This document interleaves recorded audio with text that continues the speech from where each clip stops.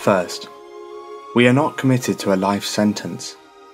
Nothing is really irrevocable, not even marriage, though I used to think so. Second, you are a homosexual and may never change. You don't admit to the possibility of a double life, but your peace of mind, your health, your whole nervous system depend on a certain sexual pattern. What can you do? Third, I am willing to accept you as you are, without being a martyr or sacrificing myself on the LB altar. I happen to love you very much. This may be a disease, and if it is, what better cure?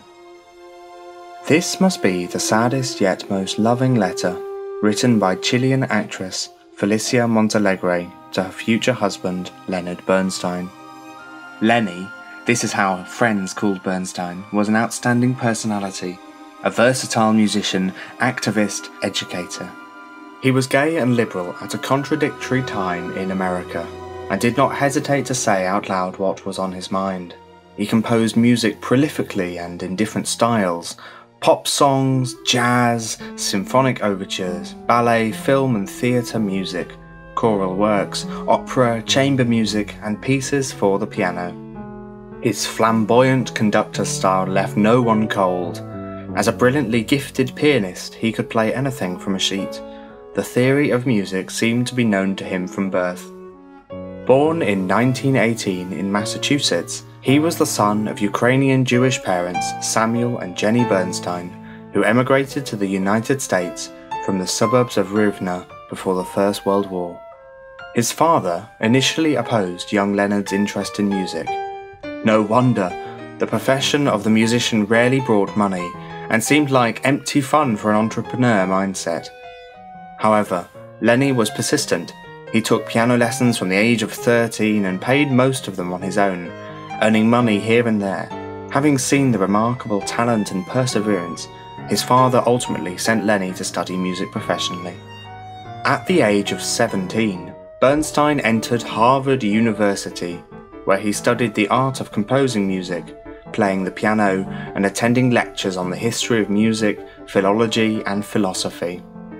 I have always counted my years at Harvard among my greatest musical assets, for the general non-musical training given to me there opened my mind to the world's work in different fields, to human thinking, Bernstein once noted. At this period, he first met Aaron Copland at a New York dance recital. For almost half a century, the intense, synergistic friendship that developed between them had a powerful impact on musical culture in the United States. Bernstein also met the conductor Dmitri Mitropoulos at the time. Although he never taught Bernstein, Maestro's charisma and power as a musician were a major influence on Bernstein's eventual decision to take up conducting. After graduating from university in 1939, he continued his studies at the Curtis Institute of Music in Philadelphia. In 1942, Bernstein became an assistant to the prominent conductor Koussevitzky, who became his lifetime mentor and friend. A year later, he became an assistant to Arthur Radinsky, who had recently become the head of the New York Philharmonic Orchestra. This proposal was extremely flattering for a 25-year-old and unknown musician. However, the position of assistant did not involve any public appearances. At best, Bernstein was entrusted with rehearsals. However, on the morning of November 14th, he got a call. Conductor Bruno Walter fell off with the flu.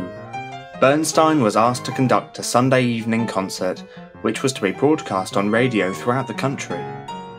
Without any rehearsals, Bernstein stood in front of the New York Philharmonic Orchestra and confidently led the musicians along. Becoming known as a conductor, Bernstein also emerged as a composer. In 1944, he conducted the premiere of his Jeremiah Symphony in Pittsburgh. His score to the ballet Fancy Free, choreographed by Jerome Robbins, opened in New York at the same year, and this was later developed into the Broadway musical On the Town. Meanwhile, Koussevitzky wanted to retire and hand over the Boston Philharmonic to Bernstein, but this would not happen if Bernstein became bogged down in jazz. Leonard strengthened his reputation as a first-class conductor by touring the concert halls and opera houses of Europe. However, there were other reputation issues. In politics, he was so inclined to the left that it threatened to lose all balance, and rumours of his homosexuality spread far and wide.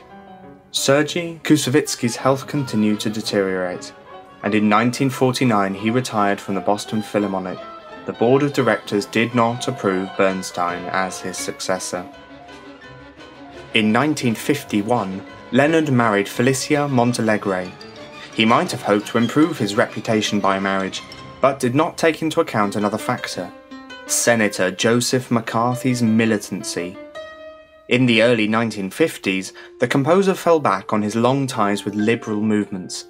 In his pamphlet, Red Channels, he was called an agent of communist influence. He was never summoned for questioning, but was put on the Hollywood blacklists.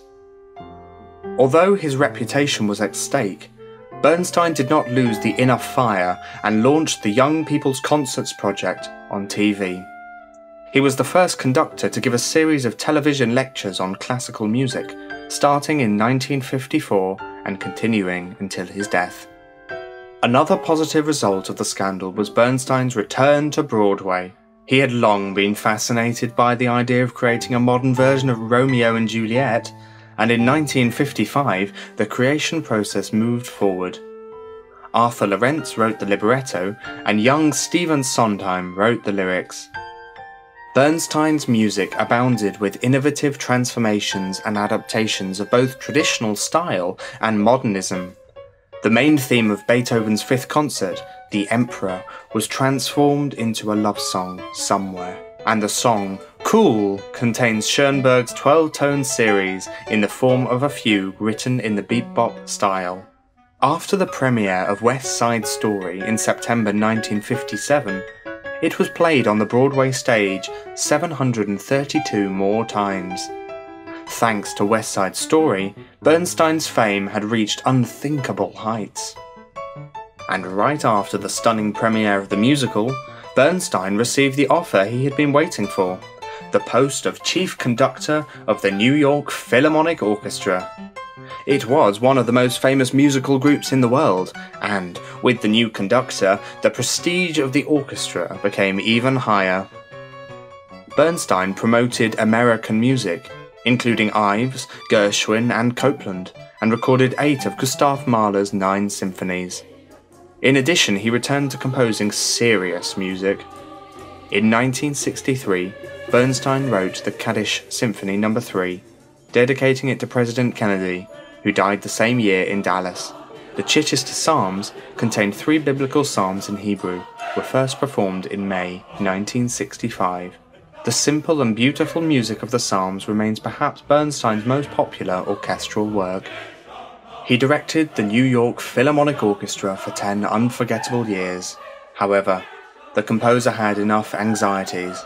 Bernstein was at the height of his fame when cracks began to appear on his surface with a seemingly decent personal life. Bernstein could not stay away from men. Felicia kept external equanimity, furnished and decorated family apartments and houses and threw up wild parties, but the parties more often ended up with Felicia's husband staying in the guest bedroom with another man for the night. Once, the youngest daughter of Bernstein, Nina, on her way to school, saw the latest issue of the Daily News with a screaming headline, "Bernstein's divorcing with wife."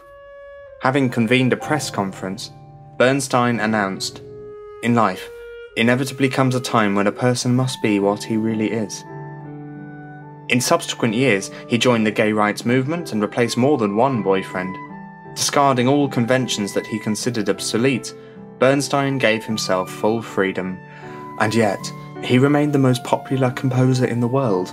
In December 1989, it was he who conducted the Beethoven 9th Symphony at the celebrations of the fall of the Berlin Wall. This festival was directly broadcast from East Germany to more than 20 countries with an audience of 100 million people. In the summer of 1990, Bernstein went to the Tanglewood Music Festival, where he went almost every year for the past 50 years. His health left much to be desired. Continuous smoking exacerbated asthma, and Bernstein often needed oxygen. He went on stage to conduct Beethoven's 7th Symphony. In the first part, he raised his hands with difficulty, and in the second, he took an excessively slow pace. During the execution of the third part, he was attacked by a coughing fit. However, gathering his strength, the fourth part he conducted with the fever of a former Bernstein. This was his last appearance on stage, the last hooray. From Tanglewood Manor, he was taken to New York Hospital, where he died on October 14th. But how realistic is it to expect such a driven and flamboyant a man to stay away from the limelight?